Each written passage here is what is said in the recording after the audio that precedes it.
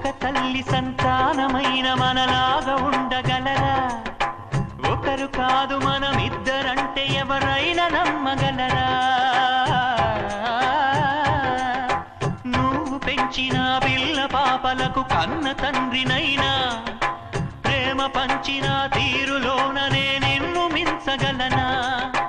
ఏ పుణ్యం చేశాను నేను ఈ స్నేహం పొందాను, నా ప్రాణం నీదైనా నీ చెలిమిరుణం తీరేరా?